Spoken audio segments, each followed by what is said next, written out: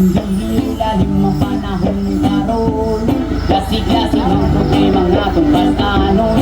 Laing mong mata nag-aarap, laing mong trabaho ikapoy kagayong.